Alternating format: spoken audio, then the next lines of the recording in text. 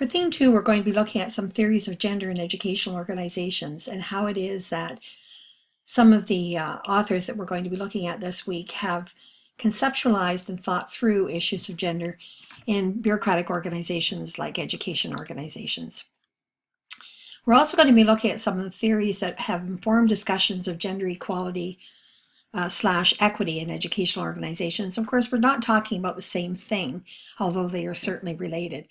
Equality is talking about treating equals equally, and equity is talking about treating unequals unequally, or creating the conditions for everyone, no matter what their background, what their abilities, disabilities, and so on, have a fair opportunity to realize their full potential within educational organizations.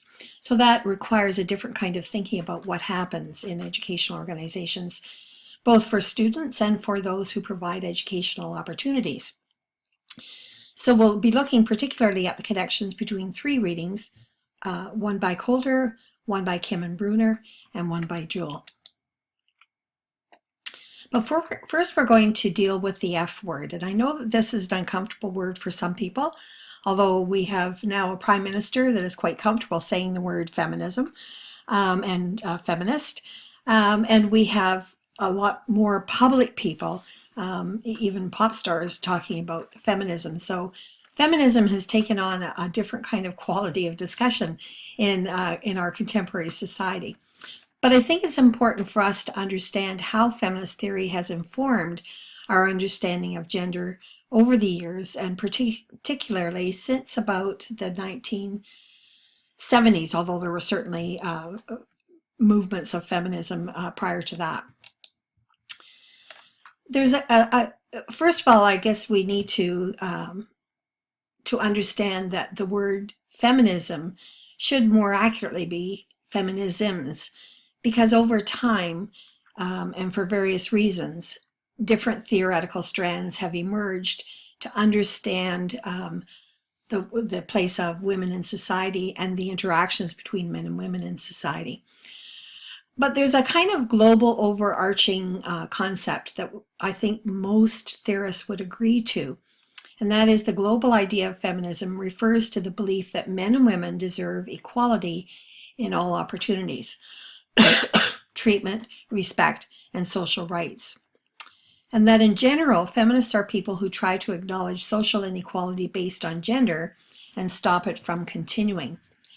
So feminists point out that in most cultures throughout history, men have received more opportunities than women in particular kinds of ways. And we'll talk about some of the nuances and complexities around that briefly in this video.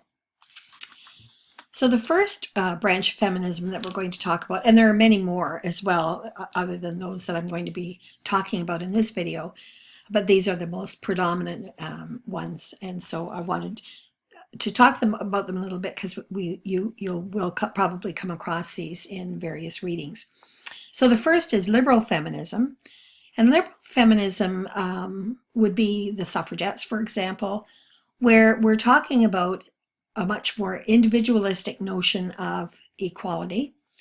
It focuses on women's ability to maintain equality in the public sphere. So there is a connection to the government interacting and injecting itself into public practices so that women can pursue equal opportunities. It depends primarily on women's actions and supporting their choices. And it sees the state as protecting those individual rights. So it doesn't look at so much at systems and how systems hold gender practices in place, but it looks at individual women being able to enact their full human rights and social rights within the umbrella of the state's protection. And it's probably the most predominant one. We hear echoes of liberal feminism in most of the laws around gender, certainly in Canada and throughout the world. Radical feminism is an interesting one because, and it's probably the most I hesitate to use the word militant, but certainly the most activist one in a sense, and perhaps the most shocking one to many people. What radical feminism is doing is, or radical feminists are doing, are they're emphasizing the patriarchal roots of inequality. So the ways in which society is organized around patriarchal norms and how that's gotten taken up in contemporary society. So patriarchy, we think of that as being in the past when the father was the predominant force in the family, and the mother and children bent to their authority. But what we're talking when we talk about patriarchy in a more contemporary situation, that may still exist, but it exists within the organizational structures that have emerged. So in place of the father being the ruler of the family, we have the patriarch or the CEO or the person who is in charge of the organization.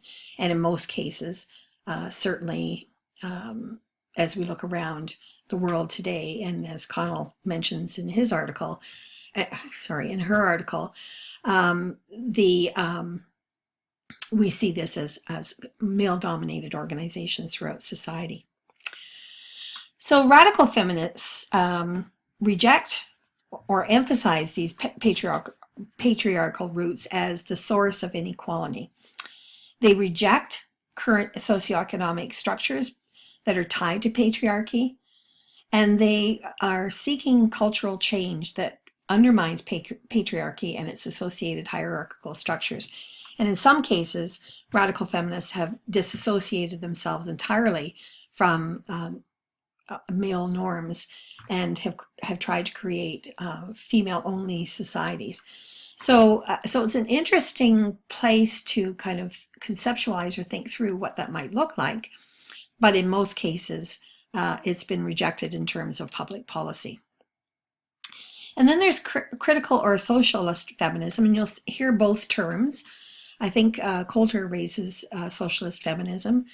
And we're talking about critical theory for those of you who have looked at critical theory in other courses, and thinking about how systems hold gender relations in place. And we talked a little bit about this in the first week, actually. So what we're talking about is connecting oppression of women to other oppressions in society within these overarching structural norms that hold oppression in place. So here we might see connections to racism, economics, socioeconomic status, and so on. So feminism intersecting with these to a certain degree.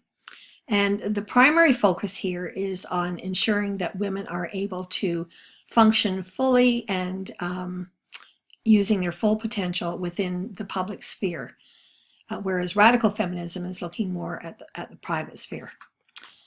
Okay, we're almost done here.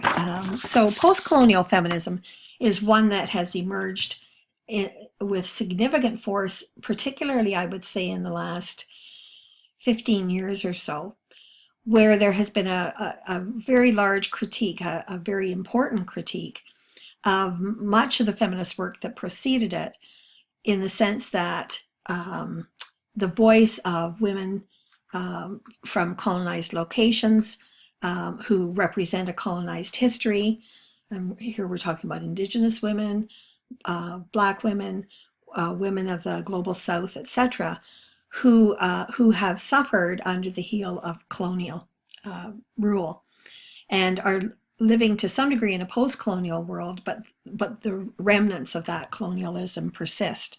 And these women have critiqued feminists who they see as predominantly working and fighting for the rights of white women, and generally speaking, white heterosexual women.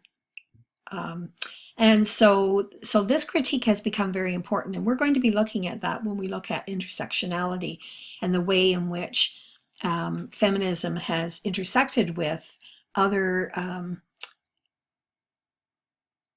the needs and desires of women who have been in large part left out of the critique, of the feminist critique up until now. And so within post-colonial feminism, we see a response to the privileging of the needs of women in Western cultures. Post-colonial feminism considers the intersection of racism and sexism and its effects on non-white, non-Western women in a post-colonial world. And it's a very important critique. And then the last one is post-structural feminism. And here, this is a complex one. All of them are complex. This is particularly complex because it's a very complex kind of theoretical stance.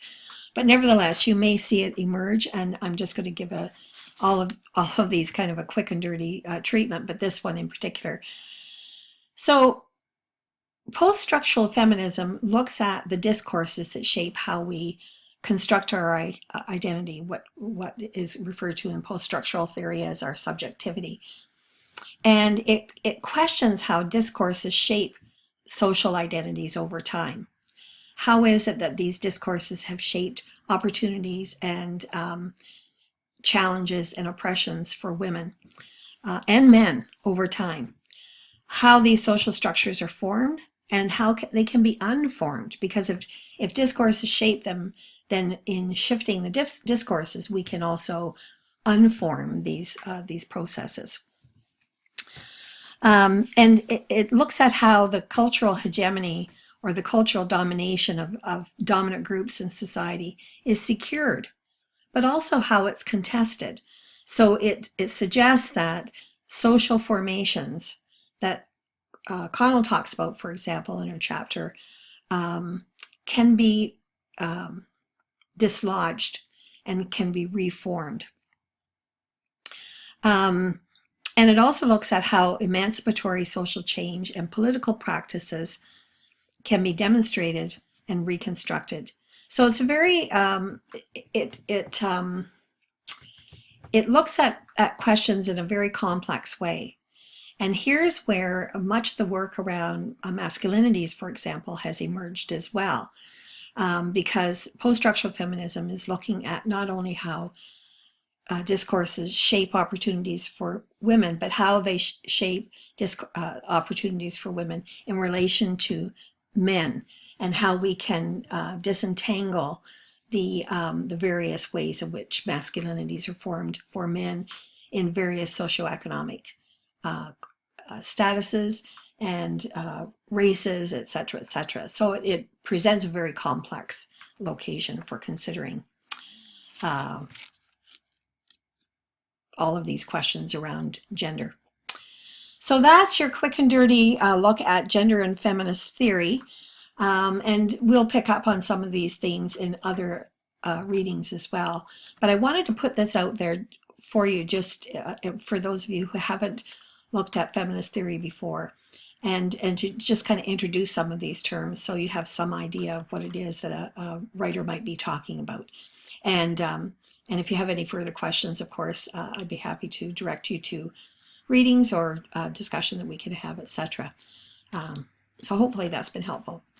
Chris Whedon says, I think it best in a way, because she really pulls together a lot of what we've just talked about. And she says feminism is politics. And what do we mean by politics? Well, we mean who gets what.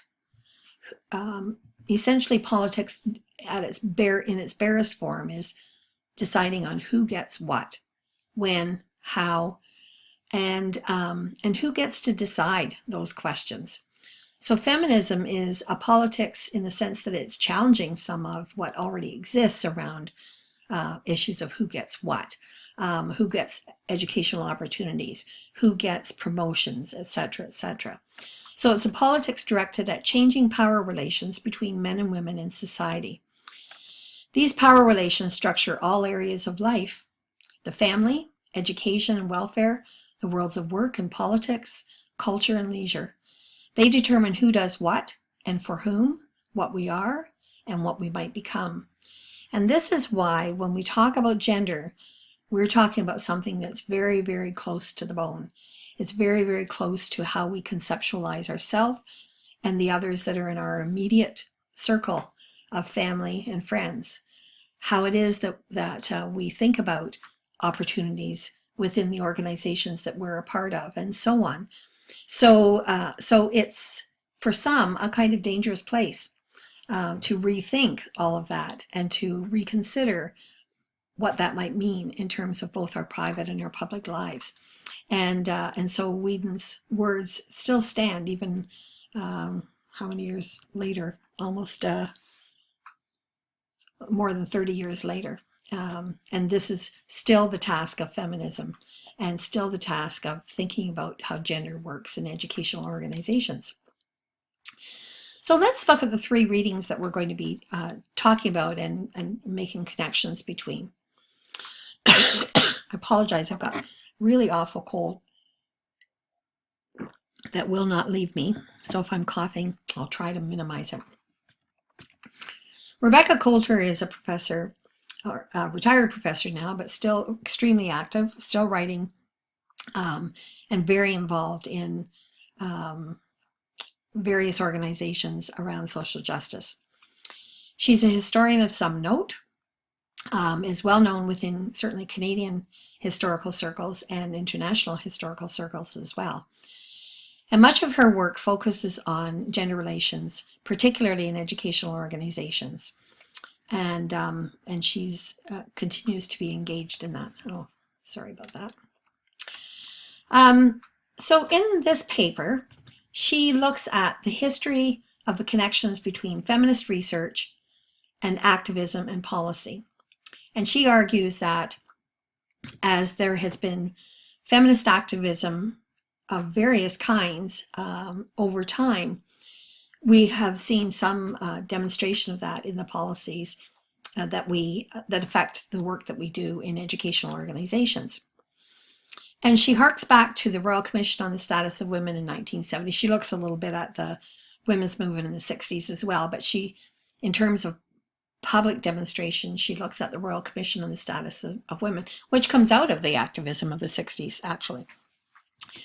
And this Royal Commission was highly influential in public policy for many years to follow, and it's still referenced on a regular basis when we think about work around enabling women in educational organizations. And she argues that it comes from a liberal feminist perspective, as does much of the work around public policy. And the authors of the Royal Commission drew particularly on a theory called sex role stereotyping. And from a liberal feminist perspective, there was a belief, and there continues to be a belief in some ways, that because women are stereotyped in a particular kind of way, and because this continues to be portrayed in school resources, etc., that if we're going to change gender opportunities, gender relations, then we need to look at education. And so they saw education as one of the primary vehicles for improving the rights of women and rethinking gender relations in schools and schooling. So they looked, for example, at biased textbooks, and they looked, some of us, most of you, this won't be the case, but I can still remember the Dick and Jane textbooks, and mother being at home, ironing clothes, washing clothes, doing the dishes, preparing food, etc. Dad being off in the morning, and Dick and Jane and Sally and Puff and whatever the dog's name would say goodbye to Dad, and Dad would go off into the public world. Mom would remain in the private world. And the children's interactions reflected this, as did Jane's activities, for example, Sally's activities, and so on. So they looked at these biased textbooks throughout the grades. So I'm looking at the elementary grades, but certainly the history textbooks, for example, represented an absence of women and girls from the curriculum. It was the story of men in Canada and in the world. And so that was history. So boys and girls coming into schools had the stereotypes that informed their relationships at home, the relationships at home that they were aware of, were re-represented in the textbooks that they were using. And in some cases, of course, the textbooks did not at all reflect what was happening at home. So, for example, my mom worked. She worked all the years that I can remember. She was home until I went into grade 1, I believe. And then from that point on, she had full-time or part-time employment, not because she necessarily needed to financially, but because she wanted to. And that's what I grew up with. And so these books did not, in fact, represent my reality, but they did reinforce a stereotype that became embedded in how I understood gender relations in the world. They were an authoritative source. There was also note of the fact that women and girls were not represented in the STEM subjects, science, technology, engineering, math, and so on, at the higher education level, and of course a lot of discussion about how poorly girls were doing in math and science in the elementary and secondary grades. And this led to some changes in how things were done in schools. And interestingly, many of these changes have persisted, or the results of these changes have persisted. Coulter critiques the sex role explanations as reinforcing a kind of deficit model of women, that somehow women were to blame for what was happening to them, and they needed to kind of pull their socks up and get going, and things would change for them. So there was significant critique around this. She argues instead for an anti-sexist approach, and she looks at the ways in which, in assuming that kind of an approach, teachers have worked towards change. They've worked towards change through particular organizations. And so here we see the critical or the socialist piece emerging, in which group action tackled structural norms. So the Federation of Women Teachers, for example, took up many of the issues because they were focused in Ontario. They were focused on women. I apologize for the phone in the background. The Federation of Women Teachers focused on women teachers' lives and looked at questions around harassment in the workplace. They looked at promotion for women into positions of authority, and they did a great deal of work in that area and worked within structures that existed to change them. The BCTF in particular took up a very anti-sexist approach and very much worked against structural norms, and did some very, very exciting work, and she talks about some of that. And then at a more local level, organizations like EDGE, this was a group in London, Ontario, when I was at Western, the University of Western Ontario, now called Western.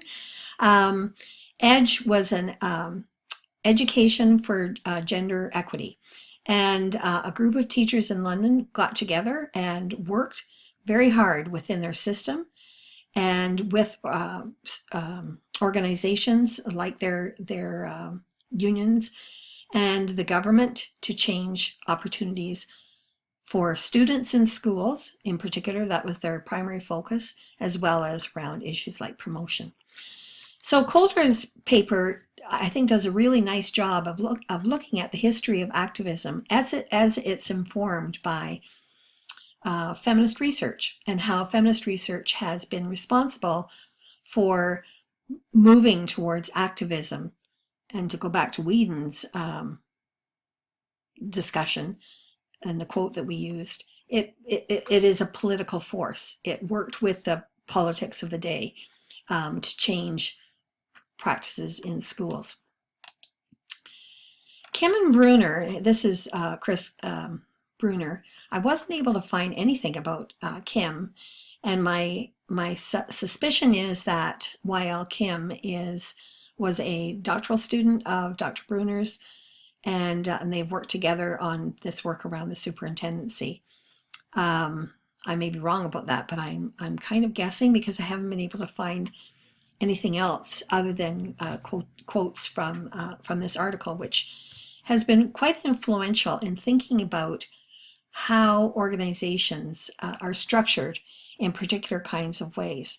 So while Coulter is looking at activism and advocacy through through a particular form of research, Kim and Bruner are kind of drilling down into organizations, into educational organizations, to see why particular phenomena occur. And in this case, they're looking at the particular phenomenon of the superintendency as constructed in the US, which is similar but not entirely equal to superintendency of educational organizations in Alberta, for example. But no matter where you look at this issue, pathways to the superintendency, they argue, and there's significant literature to suggest that they're highly gendered. And again, there's an historical approach used where they look at, to some degree, and we'll be picking up on this theme in another reading to come, that there are historically entrenched pathways into the superintendency. And those pathways have been trod by white heterosexual men.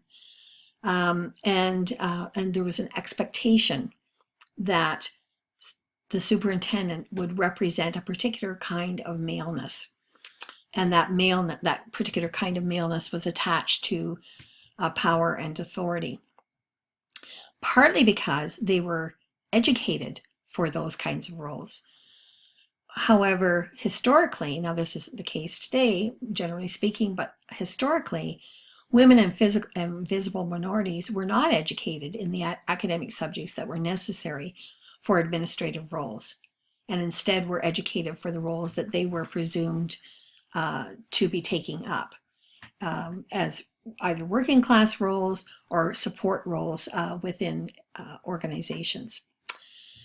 So they look at the various kinds of pathways that occur for men who are seeking the superintendency, men who are not necessarily interested in the superintendency, women who are interested in moving into a superintendency, and those who don't have those kind of particular desires. And they look at particularly the vertical pathway. So if you think about a hierarchy and the way in which people move up within a hierarchy, they follow a vertical pathway, and they follow that pathway up through the organization. However, there are line pathways, and then there are support pathways.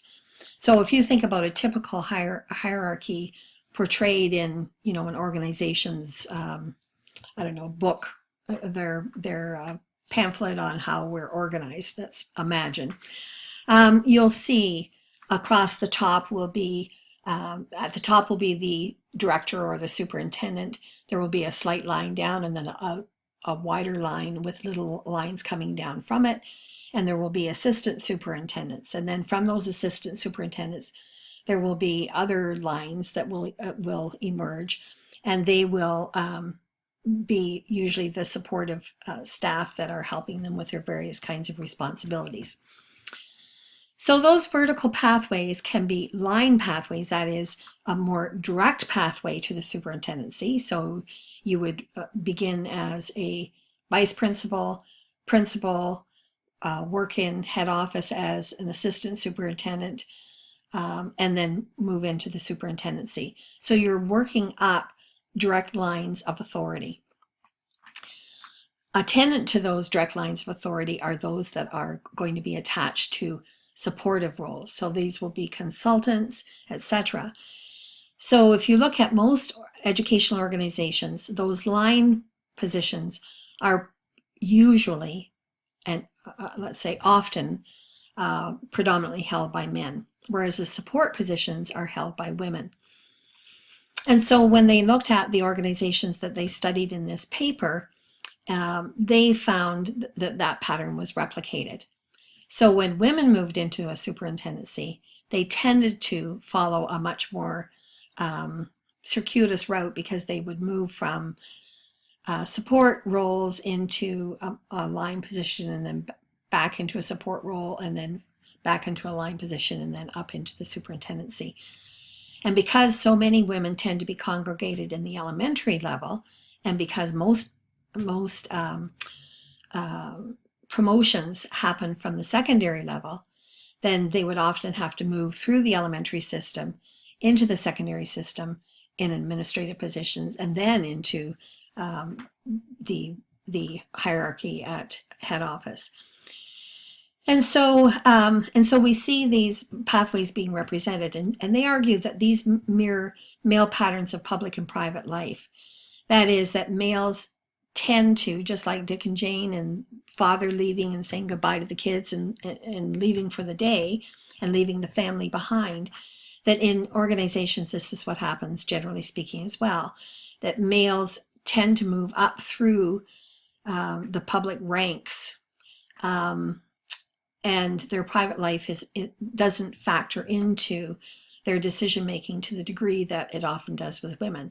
So women, for example, may postpone career moves because they have young children at home, etc. So we see the intersection of the private and the public much more extensively in women's lives, and therefore, as they move up through the hierarchy, this becomes a part of that movement as well.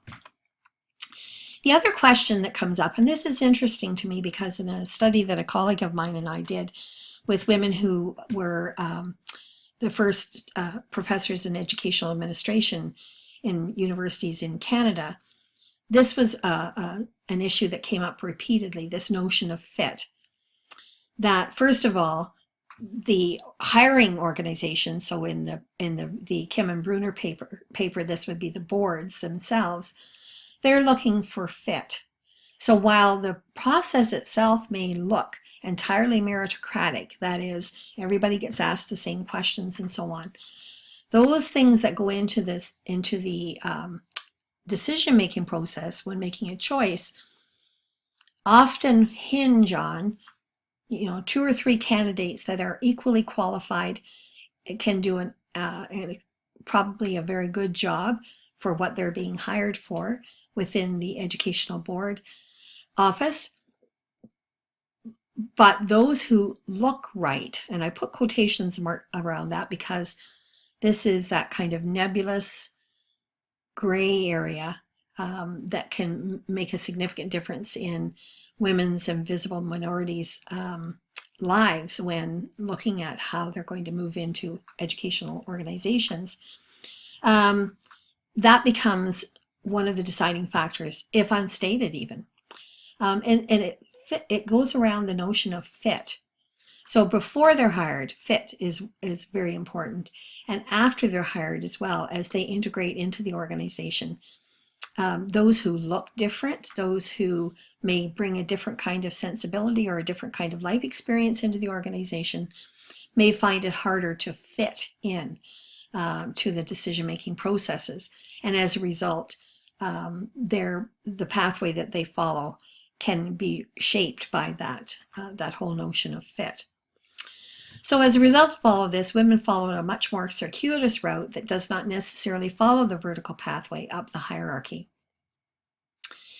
What they found then was that for the most successful women have been able to combine male and female pathways to the superintendency, partly because they've had to, and because that's how they have decided, and it's been decided for them in some ways, to construct their lives. And so they have moved into the superintendency, bringing both of these pathways and experiences with them. Now the question then becomes, does that make you a better superintendent because you've had a broader experience within the educational organization? They don't answer that, but I think it's an interesting question. And last but not least, we have Jules' article, I'm not sure which it is, an interesting fellow who graduated from Cambridge, did some work in Canada, He's now back in Cambridge and doing something completely different. But he did this very interesting study looking at educational bureaucracies, and he argues that they're inherently gender biased. And like the radical feminists, he believes that educational organizations are reinforced by the patriarchy and sex role stereotyping. And he argues that point using examples.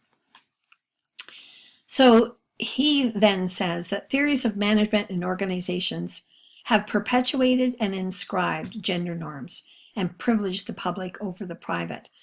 So if you were to look back through texts around educational administration and leadership, and certainly when I was doing my master's, for example, they were heavily informed by the belief or the stereotype notion that when you become a leader, your whole life is entangled in that particular job, and therefore men are better suited because they can leave behind all the private things that may interfere with their full attention being riveted on that particular job.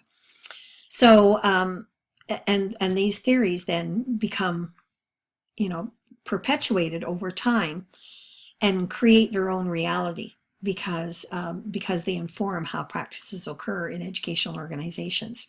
So this goes to the point that Kim and Bruner make as well around the privileging of the public over the private, and the historical perpetuation of these patterns. So this has not naturally, but has because of this social construction, has skewed the number of men in admin who we could say are in positions of power or authority, and women in teaching who have a particular kind of expertise that is not necessarily attached to forms of power and authority in the same kind of way. If you were to look at some of the statistics, I would say up until probably about 2005, 2000, in around there, generally speaking, in teaching, it was about 70% women, 30% men. At the administrative level, and here as you work up the hierarchy, it increases, and you have about 80% men and about 30% women. And so it makes for an almost inverse kind of a hierarchy. So if you look only at the men involved in administrative positions, and you have those bar graphs, the bar is much longer the higher you go in terms of percentages of men in those positions as compared to women. If you look at a chart that demonstrates the numbers of men in teaching and women in teaching, the bar graph would be much longer for women as compared to men. So we have this kind of, as I said, as a sort of inverse hierarchy. So this skews forms of institutional and social change because of the ways in which organizations are structured around gender norms. He argues then that change will come when dominant forms of men are transformed and bureaucracies are transformed. And that will come when we take up practices that we are beginning to see emerge in educational organizations and other organizations around power sharing, around consensus decision making, staff participation in decisions about practices that will occur in the school, and so on. And when bureaucracies change, then we're going to see a redistribution of power and expertise among men and women, and administration will be attached to more than simply authority. It will also be attached to expertise, and vice versa. So this becomes an interesting model then to think about when we think about how we're going to change practices in educational organizations. This video is longer than I intended, and I apologize, but I hope it's been helpful to you as well. So I hope you have a great week and enjoy the readings, and I'll look forward to your your responses to them over this next week. Take care.